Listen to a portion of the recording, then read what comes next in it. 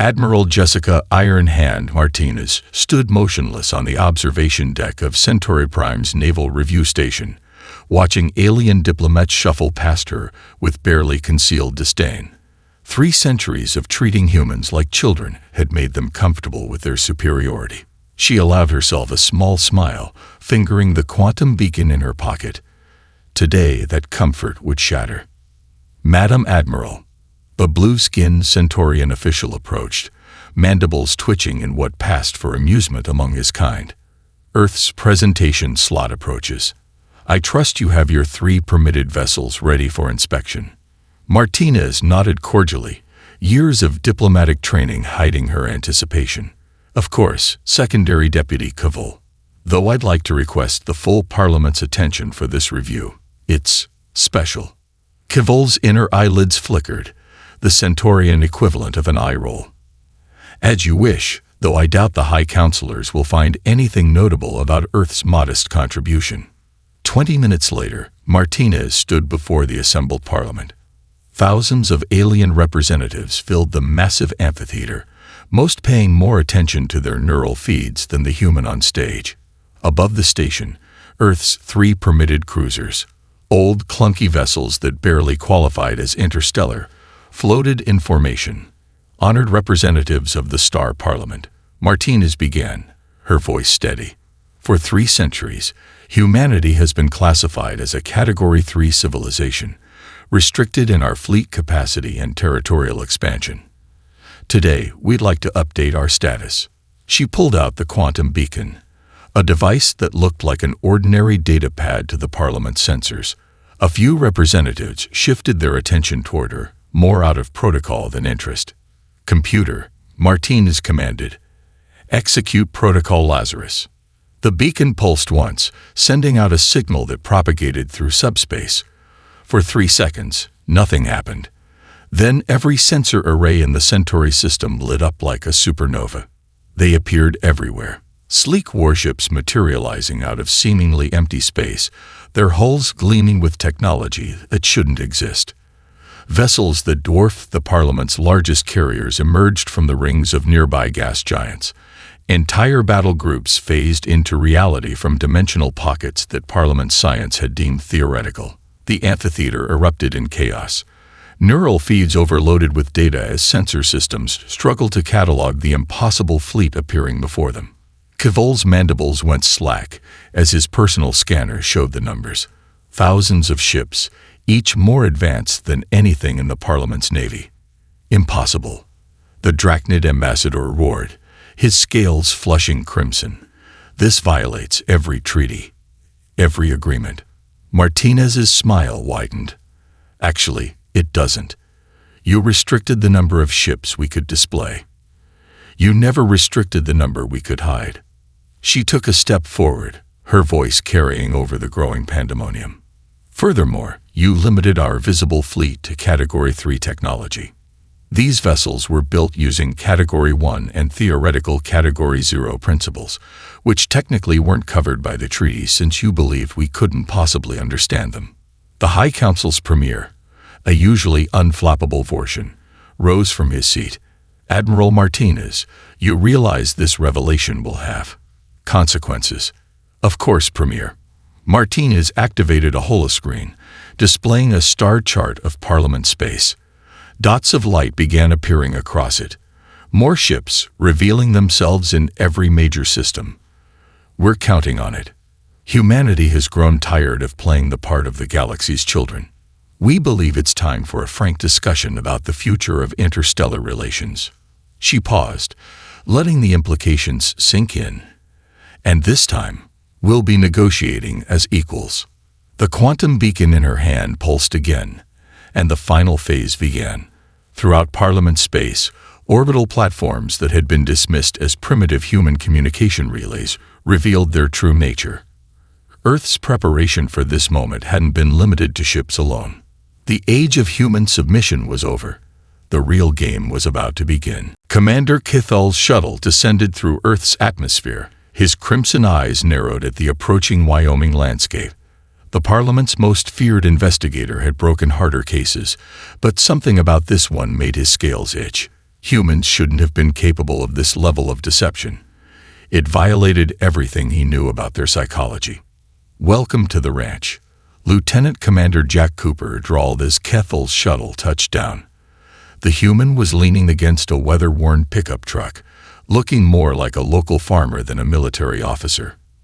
He tipped his worn cowboy hat, a gesture Kethel's cultural database identified as casual greeting. "Hope you don't mind if we take the scenic route." Kethel's ceremonial armor whirred as he stepped onto Earth's soil. "I am not here for scenery, Lieutenant Commander. The Parliament demands answers." "Fair enough." Cooper grinned, opening the truck's door. "But sometimes answers come better with context." The drive took them through rolling hills dotted with what appeared to be ordinary cattle ranches. Kethel's implants detected nothing unusual until Cooper turned onto a dirt road leading to an unremarkable barn. "Your secret facility is a primitive agricultural structure." "Nope." Cooper pressed his palm against a weathered wooden beam. "This is just where we keep the elevator."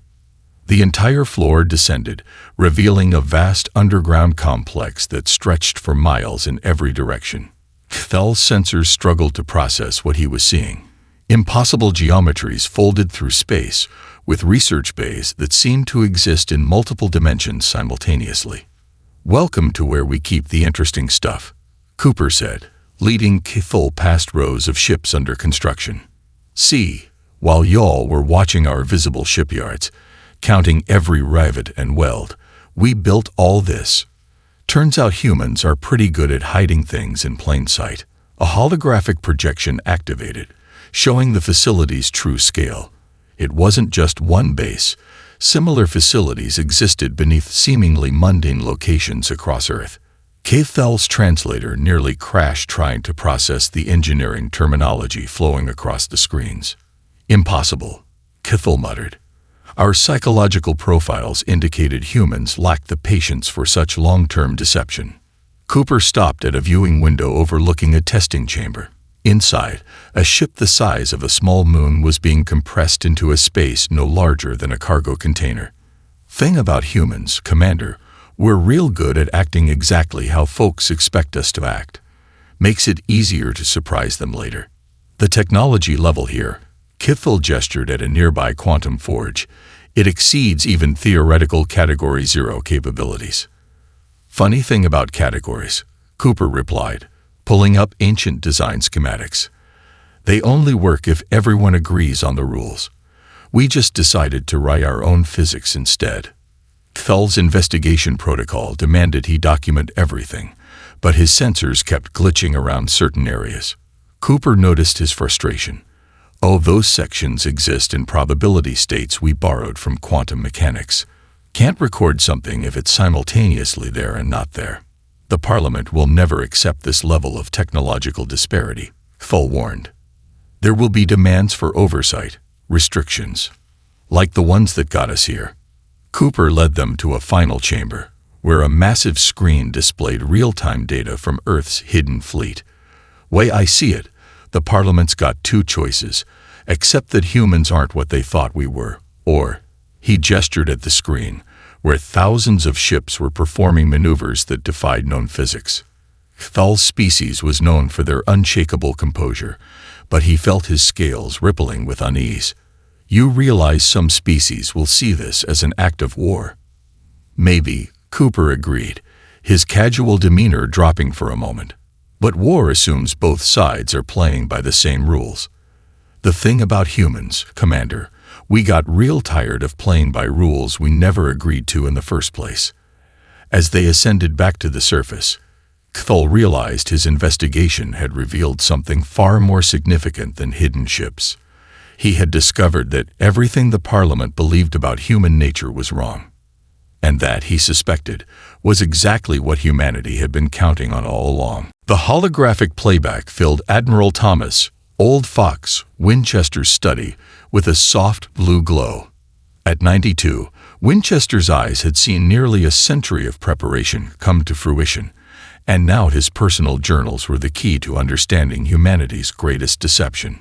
Kettel sat across from the elderly admiral, watching the man pour 2 fingers of bourbon with steady hands. You understand, Admiral, the Parliament requires a full accounting. Winchester chuckled, the sound rich with decades of secrets. Then let me tell you a story about the greatest party trick in human history. He activated a neural interface that looked deceptively like a hearing aid. Computer, access Winchester personal log. Operation Long Game, Year 1. The room transformed around them, showing a diplomatic reception from 273 years ago.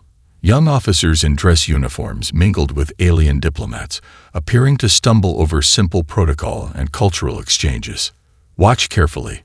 Winchester pointed to a young lieutenant who'd just spilled her drink on a Drachnid ambassador. While they're apologizing for the spill, they're actually scanning the ambassador's neural implants.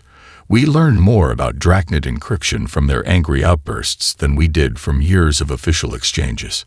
The scene shifted through decades of similar moments. Humans playing the fool at diplomatic functions, appearing to misunderstand technology, while secretly mastering it. Always watching, always learning. You deliberately cultivated an image of incompetence, Kithel realized, mandibles clicking in surprise. Better to be underestimated than feared, Winchester confirmed, taking a sip of bourbon. Every time they laughed at our primitive ships, we were reverse engineering their sensors. Every time they simplified explanations for the simple humans, we were building something better. The hologram showed a massive underground facility. The first of many. Know why we drink so much coffee, Commander? Because while other species slept, we built. While they watched our approved shipyards during the day, we worked through the night. 3 centuries of nights add up. Thal's scales rippled as the implications hit him. The entire human race was involved. Not all, Winchester corrected, but enough. We called it Operation Long Game, a multi-generational project to ensure humanity would never be truly vulnerable again. He pulled up classified files showing the true extent of human technological development. While the Parliament debated whether to upgrade us to Category 2 status, we were already beyond their Category 0 theoretical limits. The bourbon in Winchester's glass caught the light as he swirled it. You know what our greatest advantage was? Your species' inherent belief in your own superiority. You saw what you expected to see. A young, impulsive race that needed guidance. Never occurred to you that we might be playing a longer game. More images filled the room. Hidden fleets being constructed in dimensional pockets, technological breakthroughs disguised as industrial accidents, and countless diplomatic functions where seemingly drunk human officers gathered crucial intelligence. My personal favorite, Winchester gestured to a recording of a human delegation struggling with alien technology, was when we convinced the Drachnids that humans couldn't grasp basic quantum mechanics. 2 weeks later, we cracked quantum folding technology in a basement lab in Oklahoma. Thal's investigation protocols struggled to categorize what he was seeing. This level of sustained deception, it goes against everything we believed about human psychology. Winchester's weathered face broke into a grin. That's because you wrote our psychological profiles based on what we wanted you to see. Humanity's greatest strength isn't our technology, Commander. It's our ability to play the long game when everyone expects us to be impatient. He stood, walking to a window overlooking the Rocky Mountains. I won't see what comes next, but I've spent my life making sure humanity would never again have to bow to those who thought themselves our betters. He turned back to Kithel, his eyes sharp despite his age. The question now isn't how we did it. It's what the Parliament plans to do about it. As Kithel left the study, Winchester's final log entry played behind him. Sometimes the best way to win the game is to make everyone think you don't know you're playing. Captain Maya Rodriguez watched the Drachnid ambassador's scales shift from emerald to crimson as he pounded his fist on the Parliament chamber's podium.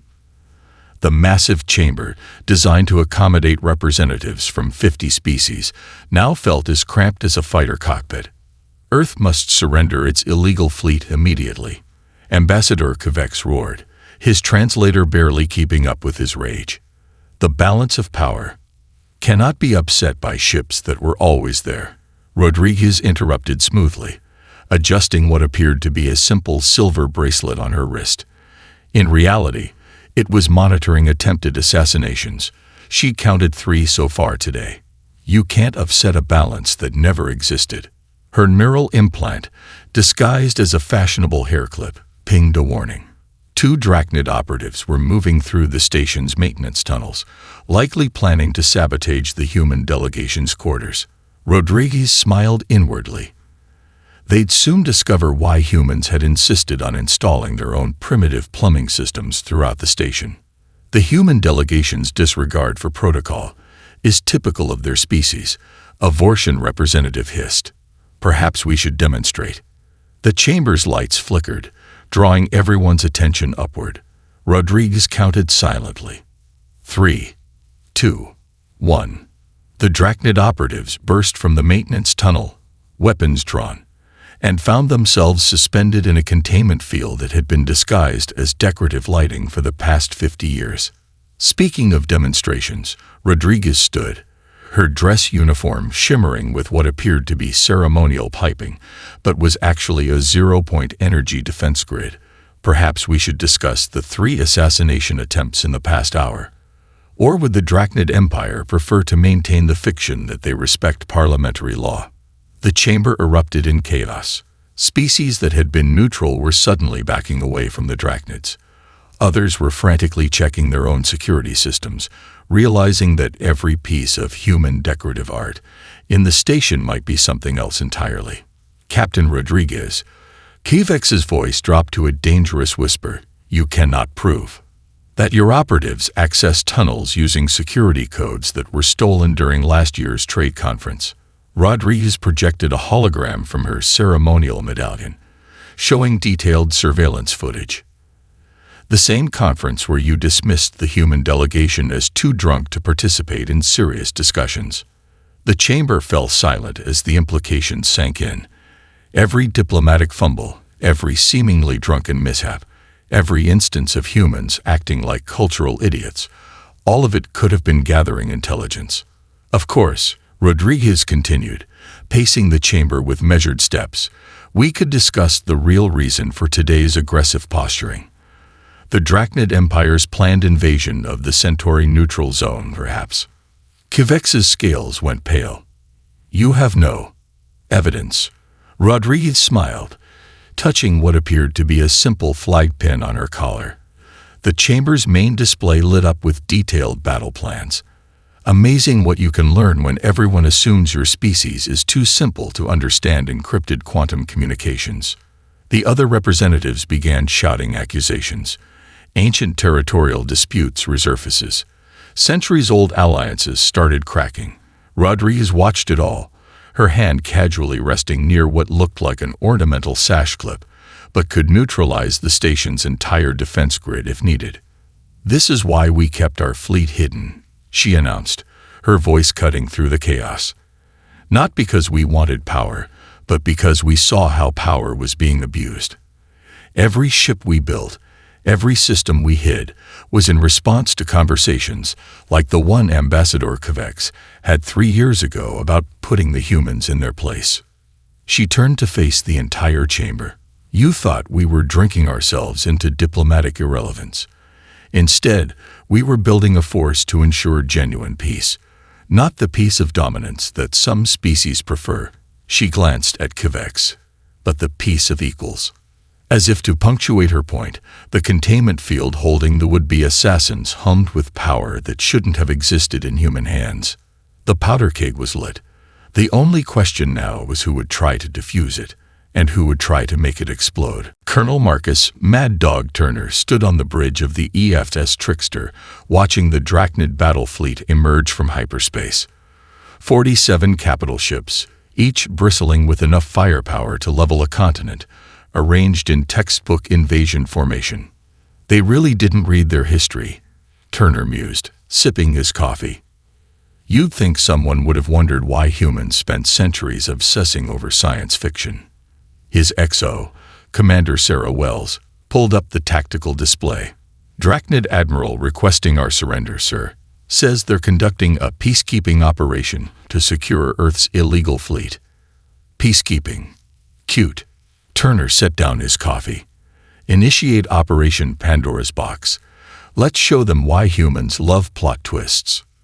Across the solar system, thousands of seemingly innocent communications satellites simultaneously dropped their camouflage. The Drachnid sensors registered the change too late.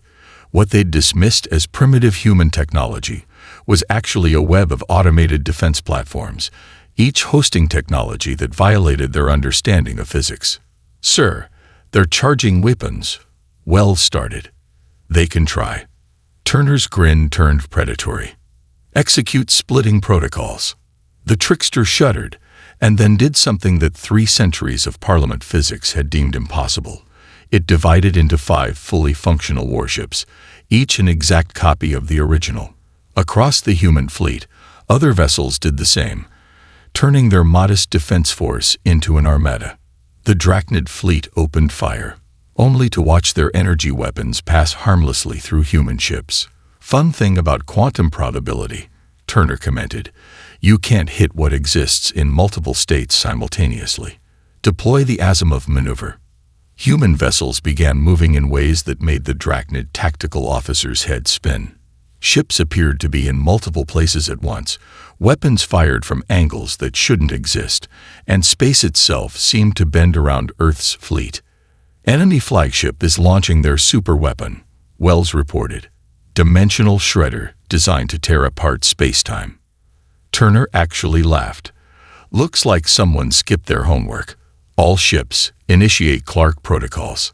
As the dimensional shredder's beam approached, human ships simply shifted, not dodging, not evading, but transitioning into a state of existence that the weapon couldn't affect.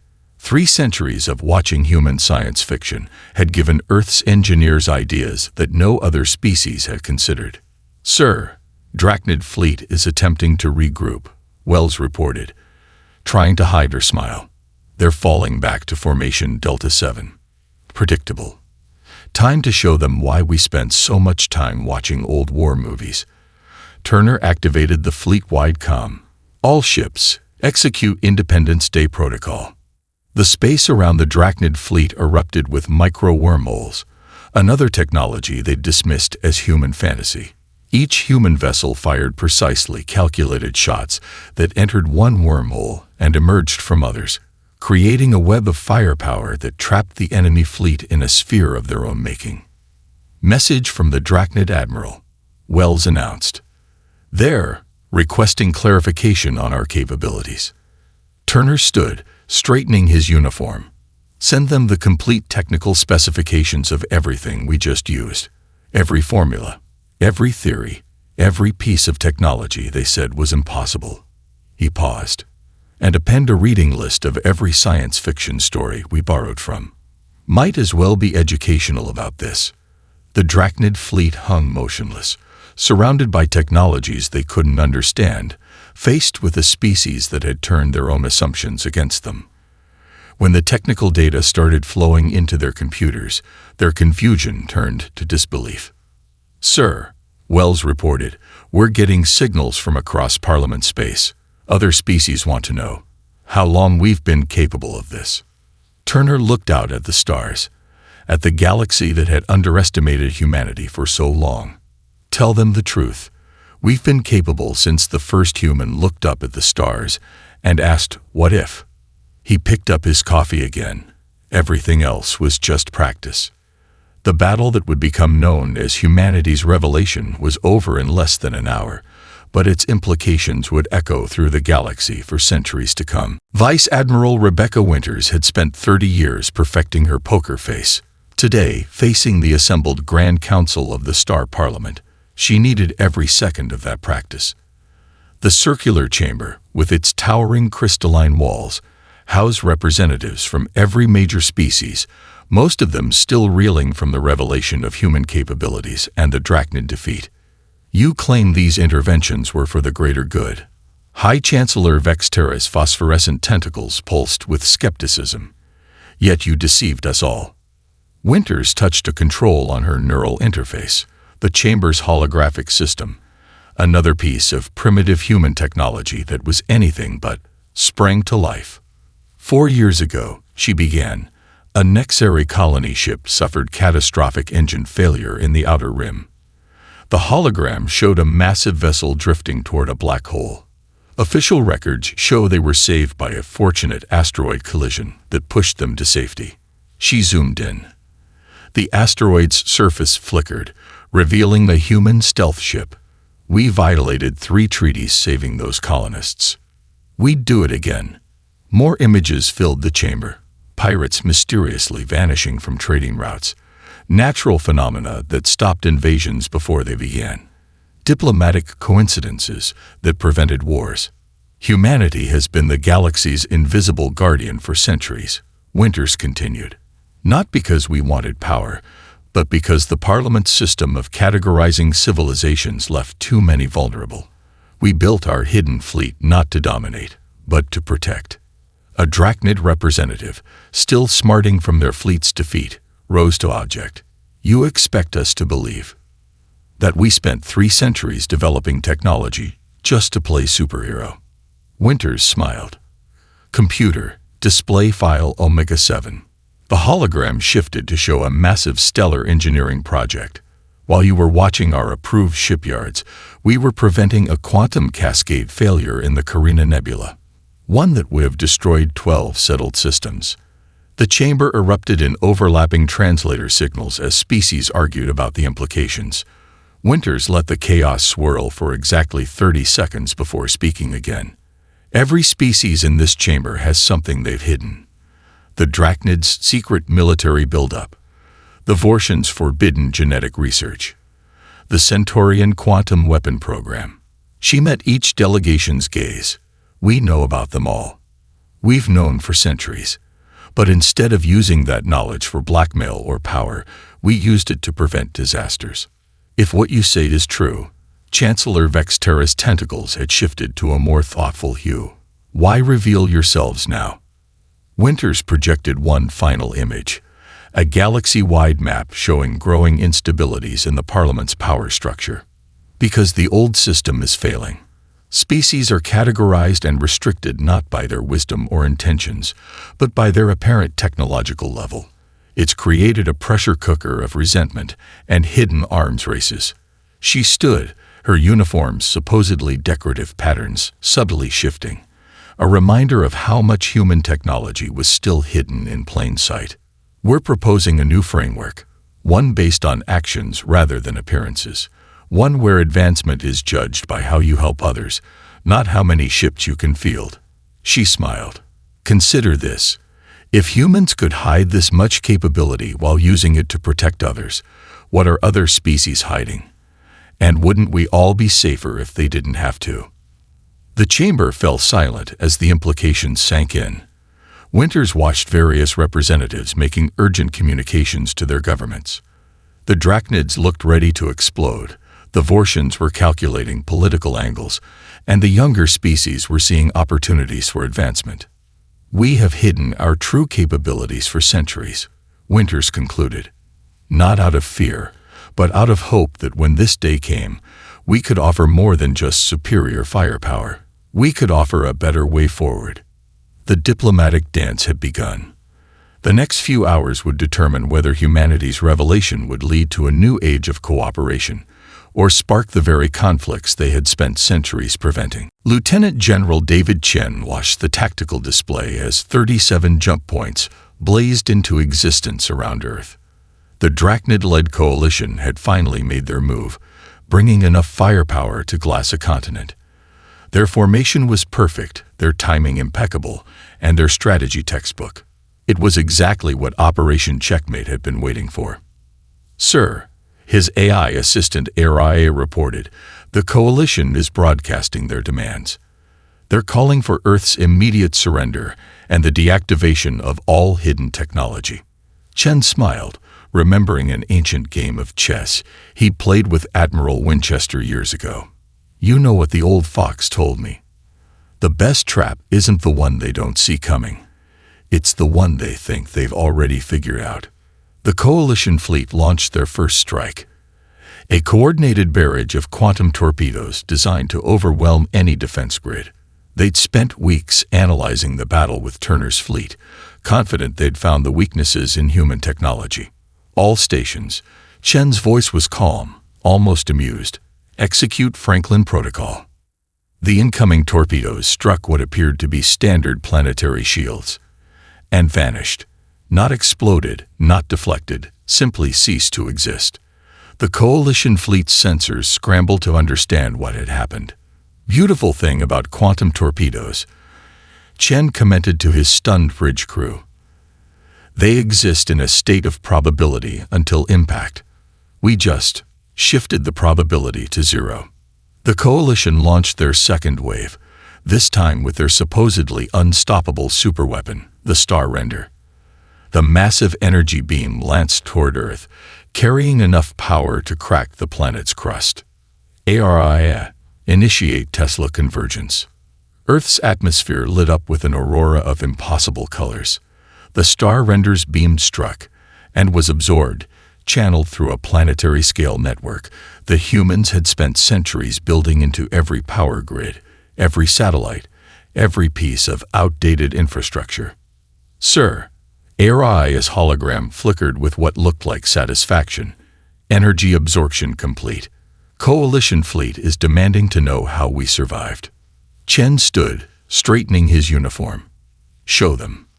The absorbed energy coursed through Earth's hidden networks, emerging from millions of points simultaneously. But instead of attacking, it formed something else, a massive holographic display visible to every ship in the system. This is the defense grid you're actually facing, Chen broadcast to the Coalition fleet.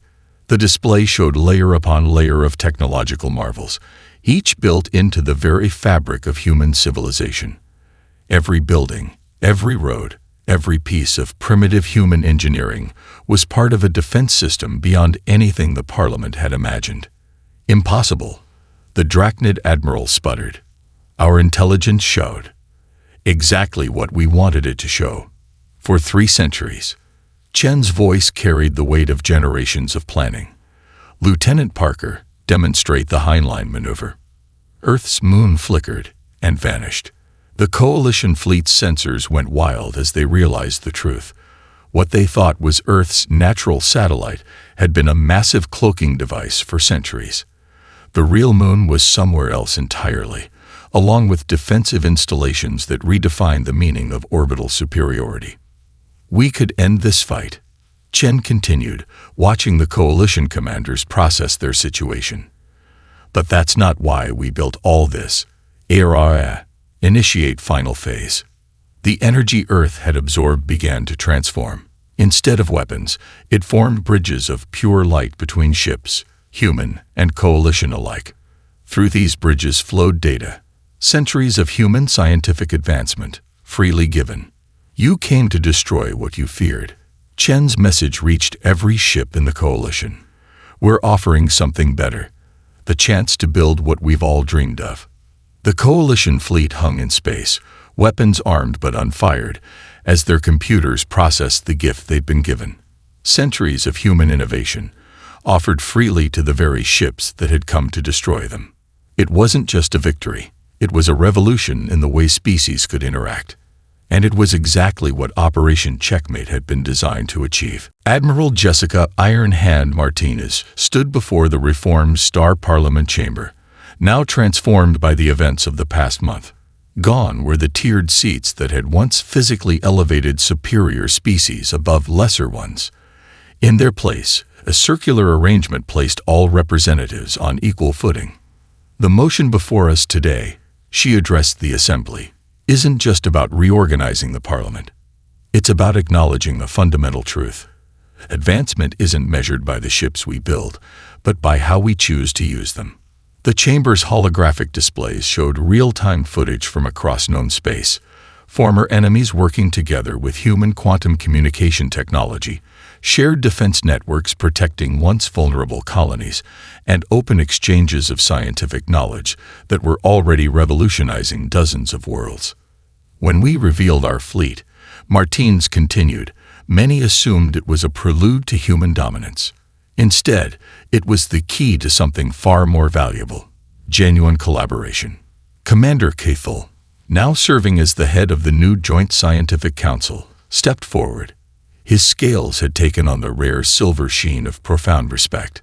The human approach to advancement has forced us to confront our own prejudices. Their victory wasn't in hiding their fleet. It was in showing us a better way to use power. The chamber's attention turned to a massive holographic display showing the first joint human-alien project, a revolutionary faster-than-light transportation network that made the old system obsolete. It was built using human principles of shared advancement rather than restricted access. "We spent centuries watching you build walls between species," Martins addressed the assembly, "while we built bridges you couldn't see. Now we're offering to build them together, in the open." Old Admiral Winchester's words, recorded before his passing the previous week, played through the chamber. The greatest power isn't in keeping secrets, it's in knowing when to share them. The Parliament's new charter appeared on everyone's displays. Gone were the arbitrary categories that had restricted species development. In their place, a system of mutual support and shared advancement that would have been unthinkable a month ago. The question before us, Martinez's voice carried the weight of centuries of human planning, is whether we're ready to build something new. Not a parliament of competition and restriction, but one of genuine cooperation. Lieutenant Commander Cooper, watching from Earth, activated the final piece of human technology, a quantum network that could link minds across species, sharing understanding in ways previously thought impossible. It was the ultimate expression of human ingenuity. Not a weapon, but a tool for comprehension. "We hid our advancement not out of fear," Martins concluded, "but because we needed to show you all at once what was possible. A single revelation that could break centuries of prejudice and open the door to real change." The vote was unanimous, a first in Parliament history. The new charter took effect immediately, transforming the galaxy's political landscape as thoroughly as human technology had transformed its scientific understanding. In the years that followed, species that had once fought over resources now collaborated on projects that dwarfed their former conflicts. The human gift of shared innovation sparked a renaissance of cooperation and advancement. As Martinez left the chamber, she passed a group of young aliens touring the Parliament. Their guide, a veteran of the Coalition fleet that had tried to attack Earth, was explaining the lessons of those pivotal days. The humans didn't just fool us all. They showed us why fooling each other was unnecessary. Their greatest technology wasn't their hidden fleet or quantum physics. It was their ability to imagine a better way for species to interact. Martinez smiled, touching the quantum beacon that had started it all. It now served as a reminder. Sometimes the greatest victories come not from the secrets we keep, but from the moment we choose to share them. The age of human submission was over. The age of true cooperation had begun.